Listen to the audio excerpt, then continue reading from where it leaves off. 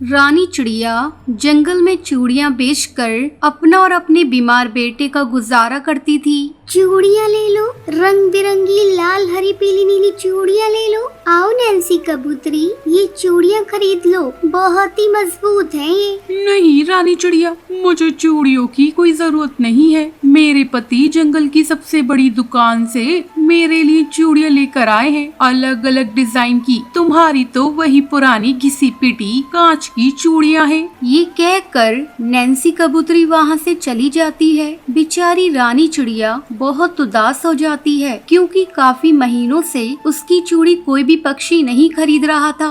सब पक्षी जंगल की बड़ी दुकान से डिजाइनर चूड़ियाँ खरीदते थे। हे भगवान, ये सब क्या हो रहा है मेरे साथ? कितने दिन से मेरा बच्चा भूखा है। अगर आज भी कोई चूड़ी नहीं बिकी तो मैं उसे क्या खिलाऊंगी? तभी वहाँ स्पीड में एक चिड़िया का हवाई मोटर आता है, जिसकी वजह से रानी चिड़िया की सारी चूड़ियाँ डाल से गिरकर टूट जाती हैं। वो चिड़िया अपने हवाई मोटर से बाहर आती है। वो जंगल की जिगरबाज की एकलौती बेटी थी, जिसका नाम पीहू चिड़िया था। वो रोजाना रानी चिड़िया को चूड़ियाँ बेचता हुआ देखती थी। I am really sorry aunty, पता नहीं कैसे मेरे हवाई मोटर का कंट्रोल खो गया। आपका जो भी नुकसान हुआ है आप मुझे बता दीजिए, मैं आपको उसके पैसे देने के लिए तैयार हूँ। बेटा, जो नुकसान होना था हो गया, वैसे भी कोई बात नहीं, इन चूड़ियों को कोई खरीद नहीं रहा था। नहीं आंटी, आप मुझे ऐसा कीजिए, ये सारी साबुत चूड़ियाँ हैं, इन्हें दे दीजिए। वैसे भी मुझे चूड़ियाँ पहनने का बहुत शौक है। ये कहकर पीहू चिड़िया रानी चिड़िया से चूड़ियाँ खरीदकर उसे पैसे देकर वहाँ से चली जाती है। अब घर आकर वो रानी चिड़िया की गरीबी के बारे में सोचने लगती है। मुझे कैसे भी करके उन चिड़िया आंटी की मदद करनी होगी। वो कैसे धूप गर्मी में सारा दिन चूड़ियाँ बेचती हैं और कोई उनसे चूड़ियाँ खरीदता भी नहीं है। बेचारी बहुत ही ज्यादा गरीब है। अगले दिन पीहू चिड़िया फिर से रानी चिड़िया के पास जाती है। रानी आंटी, आज आप मुझे ज्यादा महंगी वाली चूड़ियाँ दीजिएगा। आपको पता है, मेरी वो सारी चूड़ियाँ मेरी सहेलियों ने ले ली, उन्हें बहुत पसंद आई। अब वो मुझसे और मंगवा रही हैं। ये सुनकर रानी चिड़िया बहुत खुश हो जाती है। बेटा, अभी तो मेरे पास यहाँ पर 2 दर्जन ही चूड़ियाँ हैं। ये महंगी वाली घर पर है, वहाँ से लानी होंगी। रानी आंटी, ऐसा कीजिए, आप मुझे अपने घर लेकर चलिए, मैं वहाँ से अपनी पसंद की चूड़ियाँ खरीद लूंगी। पीहू चिड़िया रानी चिड़िया को अपने हवाई मोटर में बिठाकर उसके घर जाती है।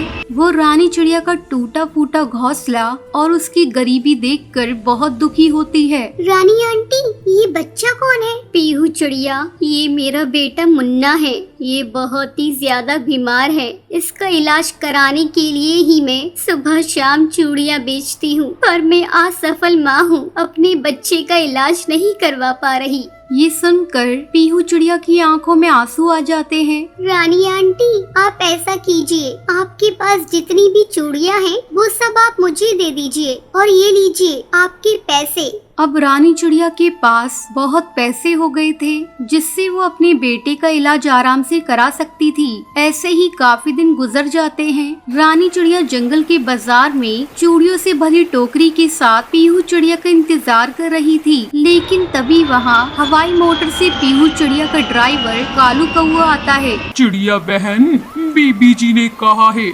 आपसे हर हफ्ते चूड़ियाँ खरीदने के लिए। कालू भैया, पीहू चिड़िया क्यों नहीं आई है? वो कहाँ पर है? वो ठीक तो है ना? चिड़िया बहन, पीहू बीबी की शादी है आज, वो तो अपने ससुराल चली जाएंगी, लेकिन उन्होंने मुझसे बोला है आपका ख्याल रखने के लिए। ये सुनकर रानी चिड़िया की आंखों में आंसू आ जाते हैं। वो कालू कौवे के साथ पीहू चिड़िया के घर जाती है। पीहू चिड़िया शादी के जोड़े में तैयार खड़ी थी। बीबी जी, वो चिड़िया बहन आपसे मिलने आई है। हाँ कालू कौवे, उन्हें अंदर भेजो और चाय नाश्ते का इंतजाम करवाओ। नमस्ते रानी आंटी, कैसी हैं आप? रानी चिड़िया रोते हुए कहती है,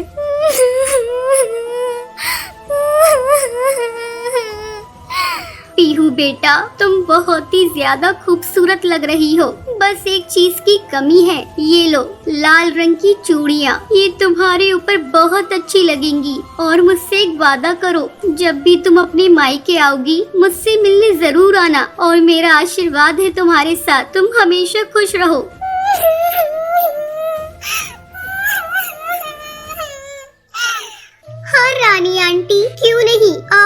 माँ जैसी है। ये कहकर वो दोनों गले लग जाते हैं। टुन्नू और उसकी पत्नी टूनी की एक छोटी बेटी थी जिसका नाम टुनटुनी था। टुन्नू और टूनी जंगल में सामान बेचकर अपना गुजारा करते थे और वहीं जंगल की एक छोटी सी डाल में रहकर अपना गुजारा कर रहे थे। टूनी दोबारा गर्भवती थी, इसलिए वो डाल के आसपास ही आते जाते पंछियों को सामान बेचती थी। एक दिन टूनी, नदी के उस पार आने जाने वाले पक्षियों की काफी भीड़ लगी रहती है। मैं सोच रहा हूँ आज थोड़ी देर वहीं सामान बेचकर आ जाता हूँ। अरे जी, इतनी भीड़ में ध्यान से जाना, नदी किनारे तेज हवाएं भी बहुत चलती हैं। उसके बाद टुन्नू नदी किनारे सामान बेचने चला जाता है। ले लीजिए भैया, ये खिलौना आपके बच्चे के लिए गुब्बारा ले लो भैया।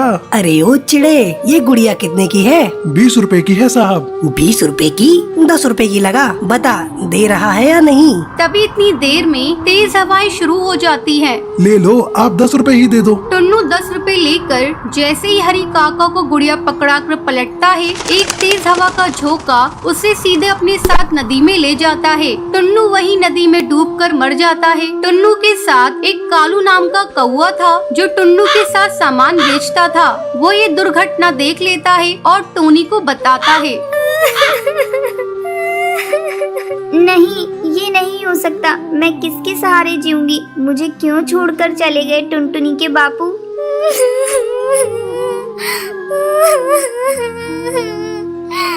बापू, आप कहाँ चले गए? बोलो बापू। टूनी टुनटुनी के हाथ से टुन्नू का अंतिम संस्कार करती है। टुन्नू के मर जाने के बाद टूनी बिल्कुल अकेली हो गई थी। एक दिन टूनी अपनी बेटी टुनटुनी और गोद की बच्ची को लेकर दिन भर जंगल में गुब्बारे बेचती थी। एक दिन टुनटुनी, तू यहीं पिंकी के पास रहना।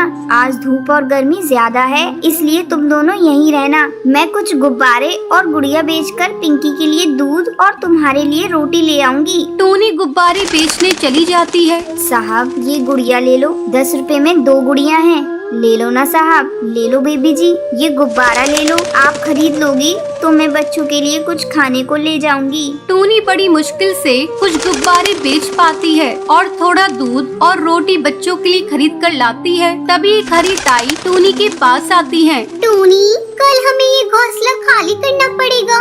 यहाँ से अब तू भी कहीं और रहने की जगह ढूंढ ले। मैंने तो एक जंगल में 100 रुपए किराए पर एक घोंसला ले लिया है। बस तुझे ये खबर देने आई थी।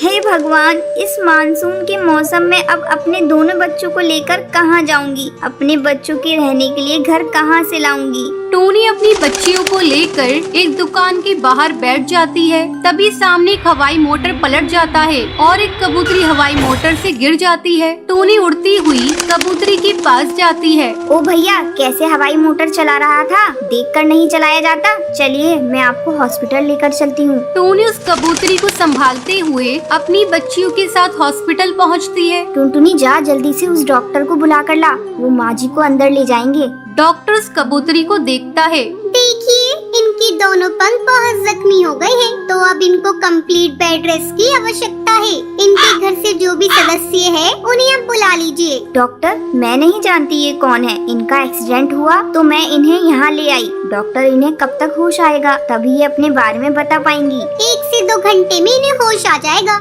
लगभग 2 घंटे बाद उस कबूतरी को होश आता है और वो अपने बारे में बताती है। मेरा नाम बबली कबूतरी है। पता नहीं उस हवाई मोटर वाले ने कैसी हवाई मोटर चलाई। अचानक से पेड़ से ठोकर लगी और हवाई मोटर पलट गई। उसके बाद मुझे धुंधला सा याद है, तुमने मुझे उठाया था और मुझे यहाँ ले आई। माँ जी, आपके पंख अब जख्मी हो गए हैं, इसलिए आपको घर ले जाने के लिए हवाई मोटर की व्यवस्था करनी होगी। बेटी, मेरे पति अपने बिजनेस के काम से दूसरे जंगल गए हुए हैं। मेरी एक सहायता करो। हवाई मोटर से घर तक पहुंचने में मेरी मदद कर दो। डॉक्टर, मैं बिल अकाउंट से भर दूंगी। आप एक हवाई मोटर की व्यवस्था करा दीजिए। माँ जी, आप बिल्कुल भी चिंता मत करिए, मैं आपके साथ ही चलूंगी। टूनी बबली कबूतरी को हवाई मोटर में घर तक लेकर आती है। बबली कबूतरी को उस वक्त एक सहारे की बहुत जरूरत थी, जो टूनी के रूप में उन्हें मिली। घर पहुंचकर बबली कबूतरी अपने पति बंटी कबूतर को फोन पर सारी बात बताती है। टूनी, मैंने अपने पति को फोन कर दिया है। वो कल सुबह ही आ रहे हैं। क्या तुम कल सुबह तक मेरे पास रह सकती हो? टूनी बबली कबूतरी की बातों को सुन सुनकर रोने लगती है।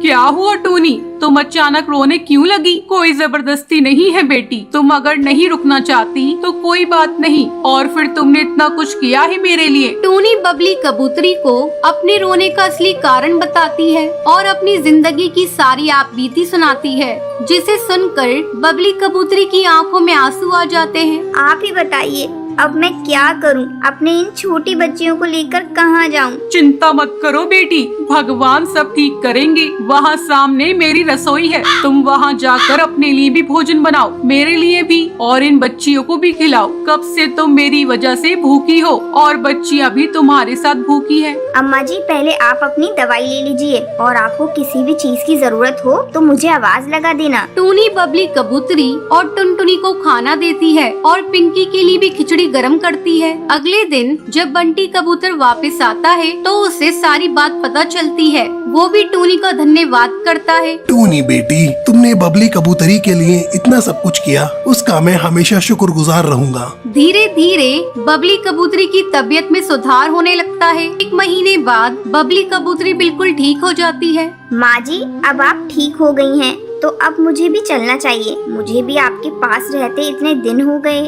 आपसे इतना प्यार पाकर धन्य हो गई। आपने मेरी बच्चियों को इतना प्यार दिया, इतना दुलार दिया, इसके लिए मैं सदैव आपकी आभारी रहूंगी। सुनो टूनी, पिंकी और टुनटुनी मुझे नानी माँ कहकर बुलाती है। क्या ये बच्चियाँ हमेशा के लिए अपनी नानी माँ के पास नहीं रह सकती? हाँ टूनी बेटी, हमारी कोई औलाद नहीं है, पर टुनटुनी और पिंकी को देखकर हमारे मन में नाना नानी वाला प्यार उमड़ पड़ा। तुमने बबली कबूतरी की माँ जैसी सेवा की है बेटा, हम अपनी बेटी को बेसहारा नहीं भटकने देंगे। टूनी की आंखें आंसुओं से भर आती हैं। बेसहारा को सहारा मिल जाता है और वो खुशी खुशी वहीं रहने लगती है।